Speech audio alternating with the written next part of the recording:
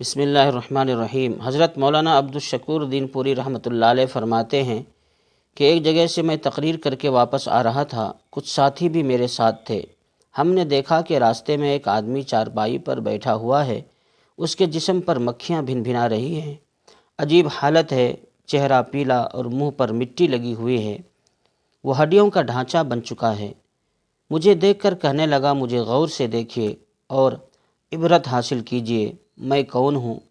میں ایک شیر تھا، میں طاقتور تھا، یہ مکان میرا تھا، یہ دکان میری تھی، اب بھیک مانگتا ہوں، مجھے تو لوگ بھیک بھی نہیں دیتے بلکہ مجھ پر لعنت کرتے ہیں۔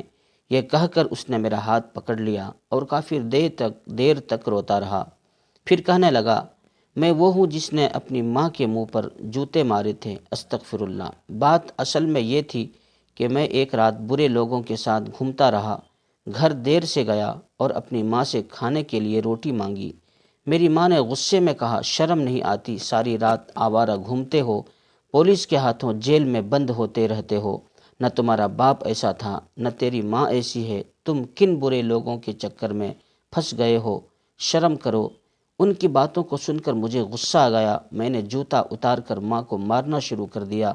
2 جوتے منہ پر مارے، ماں کے منہ سے یہ الفاظ نکلے، عرش والے مجھے موت دے دے، میں جینے کے قابل نہیں ہوں، مولا مجھے اپنے پاس بلا لے، میں اب زیادہ جوتے نہیں کھا سکتی، عرش والے جس نے ماں کی توہین کی ہے اسے دنیا و آخرت میں برباد کر دے۔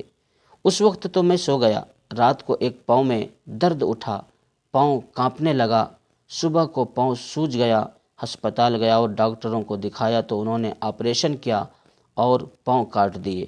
یہ کہہ کر اس نے اپنے پاؤں سے کپڑا اٹھایا تو پیپ بہہ رہی تھی، کہنے لگا، یہ زخم نہیں، ماں کی بد دعا ہے، اللہ تعالیٰ کا عذاب ہے۔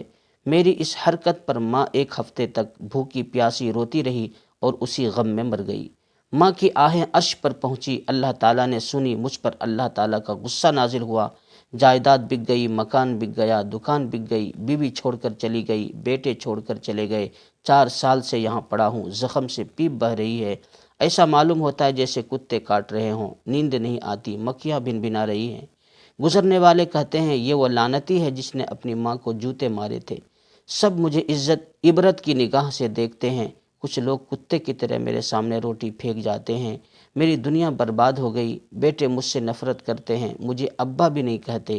ماں کی ایک آہ نے اللہ تعالیٰ کے غصے کو آواز دی اور مجھے برباد کر دیا۔ کہنے لگا، حضرت یہ دنیا کی ذلت ہے، پتہ نہیں آخرت میں کیا ہوگا، دعا کیجیے اللہ تعالیٰ معاف کر دے، اتنا کہہ کر وہ گر پڑا۔ محترم سامعین و ناظرین، دیکھا آپ نے ماں کے ساتھ بدتمیزی کرنے والے کو اللہ تعالیٰ کیسی سزا دی۔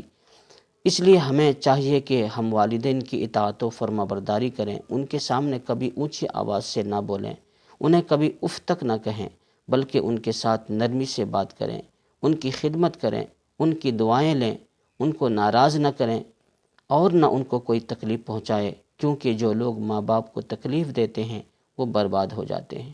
محترم سامعین، بہت ہی عبرتناک واقعہ ہے، اللہ تعالیٰ سے دعا فرمائیں، اللہ تعالیٰ ہمیں اپنے والدین کی خدمت کی توفیق عطا فرمائے، اور اس طرح کے واقعات و حکایات سننے کے لیے چینل کو سبسکرائب کریں، شیئر کریں۔ اللہ تعالیٰ آپ لوگوں کو جزائے خیر عطا فرمائے، آمین۔